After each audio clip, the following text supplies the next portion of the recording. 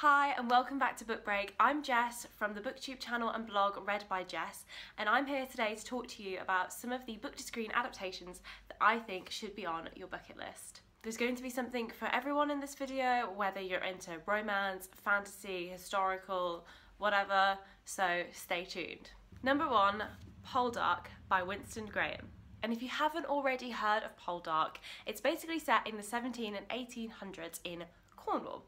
The first book focuses on Ross Poldark, who's determined to reopen a mine, and there is the 2015 BBC adaptation that I think you just have to watch because the landscape shots are amazing, the casting is on point. I couldn't recommend it more. It's still going now, so catch up. Number 2, Room by Emma Donoghue. This one is a little bit on the creepy side. So this book is told from the perspective of 5-year-old Jack, who's being held prisoner in a room with his mom.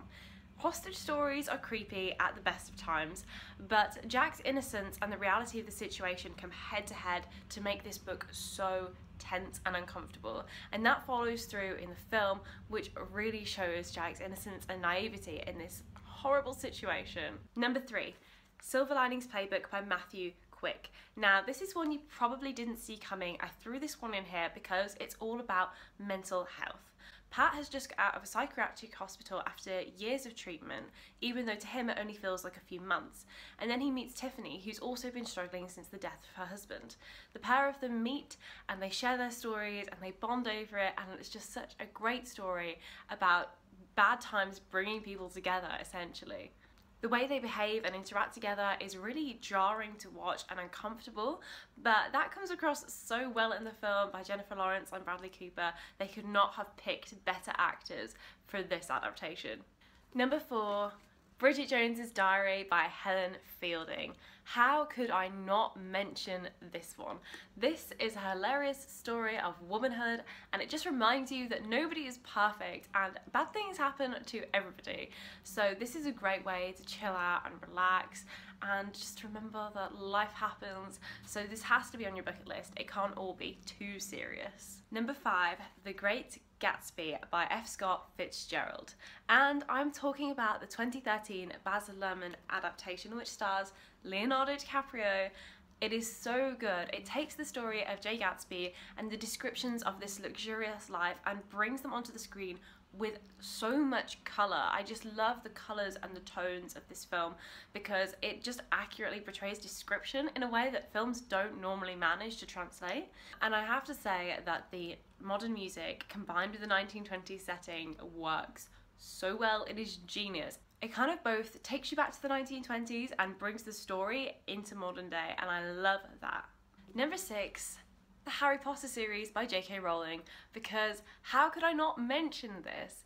Lots of people have read the Harry Potter books and they've said that they prefer them to the films. However, I think the films add something really valuable to this series. So while they can't include every little detail from the books, they bring the magic to life. You can see it on the screen, and that's why I think the films and the books together are like the perfect companion. You need both to fully appreciate this series. Number 7, The Hunger Games trilogy by Suzanne Collins. I absolutely loved reading this series, but I found it really difficult to picture like the districts, the arena, and I think having the films really helped solidify those images for me so that when I then returned to the books, I could picture everything really well. I think with adaptations like The Hunger Games, the special effects really make them, like, just the experience of being able to watch this on the screen is enjoyable. Number 8, The Notebook by Nicholas Sparks. Of all the romance films out there, add this one to your bucket list. The 1940s setting, the two lovers being forced apart at every single turn, the ending makes this film a complete standout and the book a complete standout. Noah and Ali's love story is insanely powerful, and I challenge you not to cry. Oh, and there's Ryan Gosling. Number 9, Big Little Lies. Big Little Lies by Liane Moriarty is a really good thriller, like absolutely brilliant. It's about mothers of kindergartners. That may not sound exciting, but it's also a murder mystery. You don't know who the killer is, you don't know how they killed the person, you don't even know who's been killed.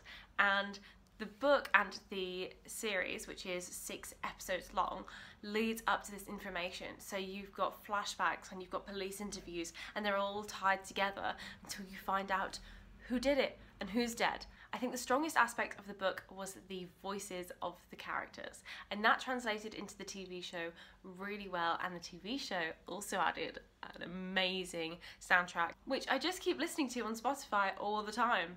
Number 10, The Handmaid's Tale by Margaret Atwood. And I had to mention this one because not only is it a very recent adaptation that I want to talk about, but also it's very timely considering the controversial politics that are surrounding us today. So The Handmaid's Tale is about the oppression of women. The women are forced to dress a certain way, and they are there only to reproduce, not to love or have careers or anything that we have today. Atwood is an incredibly talented writer, and the book originally came out in the 80s, but it's so relevant to today that it's scary.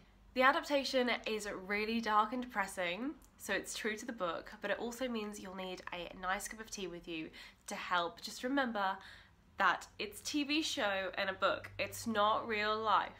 Now I want to give a shout out to some upcoming adaptations that I am really excited for. The Miniaturist by Jessie Burton is coming really soon, and it is about Amsterdam in the 1600s, and Petronella is collecting bits and bobs for a doll's house, and the scary thing is that these bits of furniture and creations seem to predict the future.